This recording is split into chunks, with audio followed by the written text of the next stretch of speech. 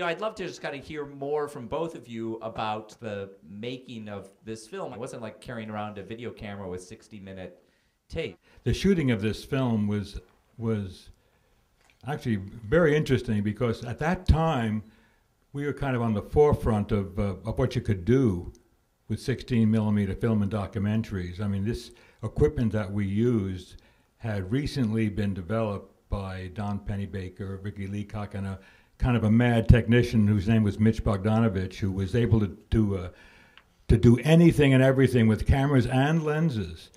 And the camera and tape and sound were not connected with a cord, which had been the case up until that time. And the fact that we were separated, that the sound and the camera were separated and were not connected, enabled Hope to get close. If we had been connected by a cord, it would have been much more difficult, besides which we would have had to worry about tangling the cord around people's legs and everything else. So the fact that we had this kind of equipment at the time was really kind of a breakthrough. Today, for most of you folks who are shooting with video, it doesn't seem to be very much of anything because you're so used to. So Sid, if I'm not mistaken, the cameras you're using had 10-minute loads, 10-minute film loads. So you'd have to change your reel every 10 minutes. Talk about going on that boat. Like, what kind of equipment are you taking, and describe that scene for us. Well, we took what we had. The equipment that we used was a modified sound-on-film camera called an Oricon at the time. The top had been cut off, and we used 400-foot magazines, which held 10 minutes of film. And Hope and I were the only people on this crew. We didn't have an assistant. We didn't have anybody carrying anything. Help us carry something. We didn't have anything. I mean, I had a camera on my shoulder. I was carrying a couple of magazines in a modified World War II gas mask case over my shoulder. In my pockets, I had about maybe two to three or four rolls of 16mm film, just the rolls in the tin cans. And also probably an extra battery in my other pocket. I mean, I was wearing kind of a safari jacket, which was bulging out on all sides of me because I had to carry everything. And Hope was carrying the tape recorder and tape. You had the spare tape, which we needed also. So we were like a two-man band. And I had to be very careful not to get in front of the lens, but at the same time, I had to hear what was happening, signal, and stay away from the camera and still be very close, because otherwise I wouldn't know what was going on was worth shooting. So I had to signal when it was worth shooting. Well, that's true. Hope would let me know because she was listening. And I tried to listen, and a lot of times I was listening, but nonetheless, you get focused in on the picture. And so the sound becomes less important. Although I have to say I did learn to listen also, because the cameraman sometimes has to do this by himself. I mean, Hope doesn't always know what's going on, and I don't always know what's going on, and sometimes you just gotta just sense what's happening and do it. And so I had to listen just as Hope had to look. And so we worked together this way. Yeah, we worked very well together. We had difficult spots, especially on the boat. I mean, it was very hard for me not to get in the way of the picture, but I managed to do it. But it was very, very difficult because the water was so rough, and it's hard to get a steady camera shot of anything at all. And then when we got there, they disappeared into a hospital. And then we wandered around trying to figure out, now, how are we going to stay overnight? It was dark. There were no hotels. And everything was closing up. And I said, there's a restaurant there that's just closing. Maybe they'll let us stay inside for the night. And so we went inside, and the woman who was sort of shutting down the shutters and everything, I said, can we sleep here? And she said, okay, and she put two tables together, and we slept on the tables. And that was, in the morning we got up to see what had happened in the hospital and continued from there. But that was kind of we had really no accommodations on the island that we discovered where we were going to find a place to sleep sometimes.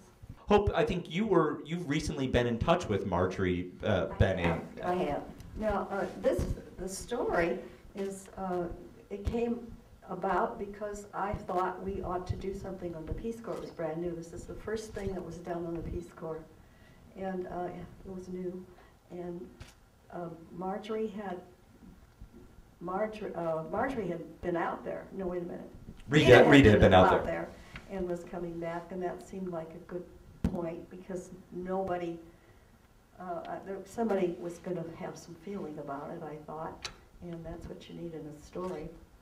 So one person's going to have some feeling about what she's done, and the other one is going to be a little scared, and that's start of a story, and something's bound to happen.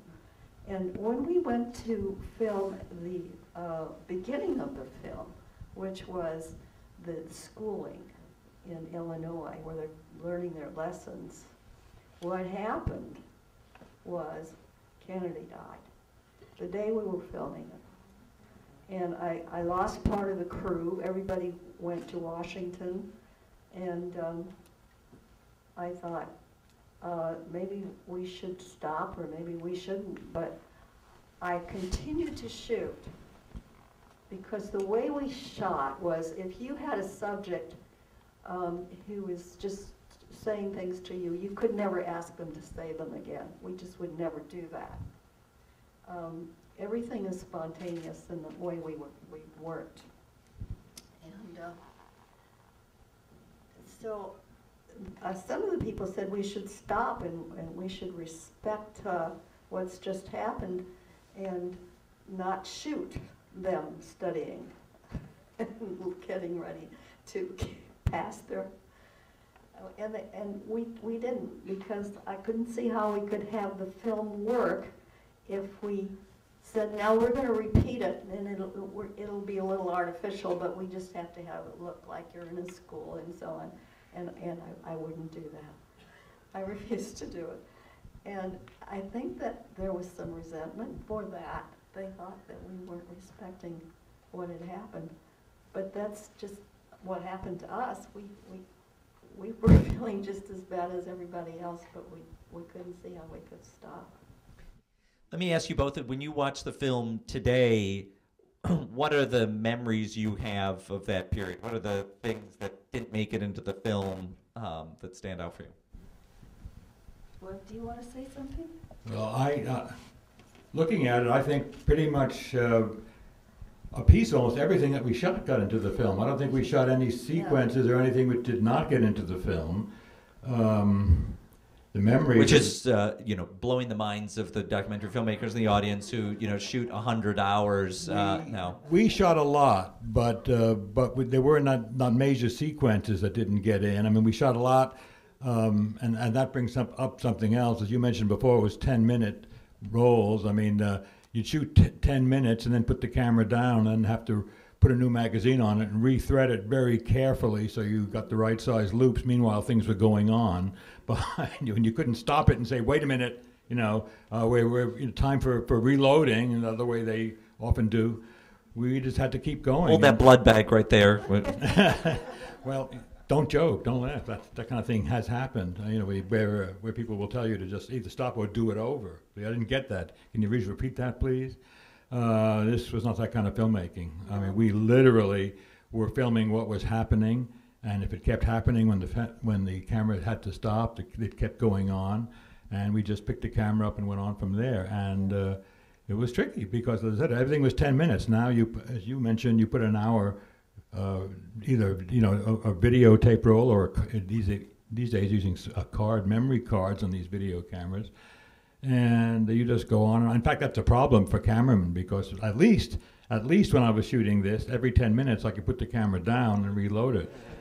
But with video, you never put it down. So you just slam another roll of tape in it or put another card on, you keep going. And if you're not on a tripod, that gets pretty weary. Pretty painful. Yeah. Hope, when you watch it, what do you think of that period? Well, I think that I was always so close up because to the subject. I was so I had to be tucked under a chair or someplace and out of range of the camera, but at the same time I was so close to her, and I had so much feeling about what she was feeling, because he had the protection of a lot of noise going on, and he didn't know for sure what was going on emotionally. And so sometimes it's difficult when you're with somebody who's very emotional and has a problem and so on, and you want to cry with them, you know, but you gotta be tough and keep going. And those kind of things, when you're really there when it's happening, is different than when you ask people to just talk about when it happened in the past. It's quite a different situation. Thank you very much for coming, and thanks especially to Hope and Sid. Thank you very much.